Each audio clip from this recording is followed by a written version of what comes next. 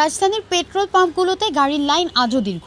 ঘন্টার পর ঘন্টা দাঁড়িয়ে থাকা গাড়ি চালকদের আশা একটাই, তেল পাওয়া। রোদ, বৃষ্টি বা গরম কোনো কিছুই তাদের দীর্ঘ অপেক্ষাকে থামাতে পারছে না। অপেক্ষার পালা পেরোলে তারা পাচ্ছেন সীমিত পরিমাণের তেল। মোটরসাইকেল মাত্র 5 লিটার, প্রাইভেট কার 10 লিটার। এত সময় অপেক্ষার পর এই সীমিত সরবরাহের কারণে চোখে মুখে আক্ষেপ সাধারণ মানুষের। যে 3 ঘন্টা সিরিয়াল দিয়ে সিরিয়াল এখনো আসি, আরও তেল পাবো কিনা পাম্পে গিয়ে সেটাই দেখার বিষয়। সময়টা তো অনেক বাঁচবে। এই যে দেন 2 ঘন্টার মতন এখন বস ম্যাডামের তো ডিউটি থাকতো, এখন তেলগুলো পচাই করতে আসি অনেক।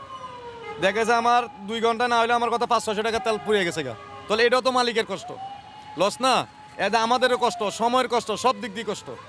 ভোগান্তি বেড়েছে কিছু এলাকায় পাম্প বন্ধ থাকায়। ফলে চালকরা আরও দূর থেকে এসে লাইনে দাঁড়াতে বাধ্য হচ্ছেন, যা পরিস্থিতিকে আরও জটিল করছে। তেলের জন্য অনেক জায়গা থেকে ঘুরে আসলাম, কোথাও পাচ্ছি না। সব পাম্পে একই অবস্থা, বন্ধ বন্ধ বন্ধ, তেল নাই তেল নাই। আমরা এই যে আজকে 2 ঘন্টা ধরে দাঁড়ায় রয়েছি, এখনো তেল পাচ্ছি না। সরকার বলছে দেশে তেলের মজুদ পর্যাপ্ত এবং সরবরাহ ঠিক আছে, কিন্তু সাধারণ মানুষের দৈনন্দিন অভিজ্ঞতা ও বক্তব্যের সঙ্গে মিলছে না।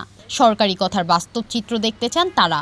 স্বাভাবিক হইলে তো মোটামুটি দেখা গেছে আধা ঘন্টা 1 ঘন্টা পরে পাওয়ার কথা ছিল, কই এরকম তো পাচ্ছি না।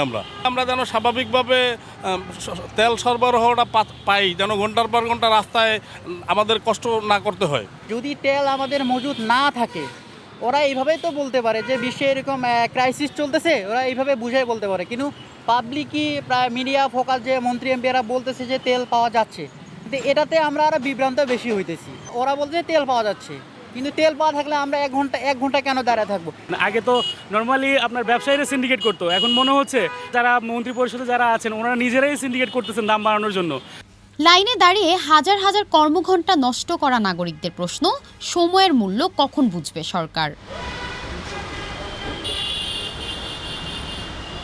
রোদে পুড়ে বা বৃষ্টিতে ভিজে পেট্রোল পাম্পের এই লাইনের ভোগান্তি যেন কমছেই না। সরকারের কাছে সাধারণ মানুষের একটাই প্রশ্ন, যদি মজুদ থাকে তাহলে কেন এত সংকট? সাধারণ মানুষের সময়ের মূল্য কবে দিবে? শিমু আক্তার, RTNN, ঢাকা।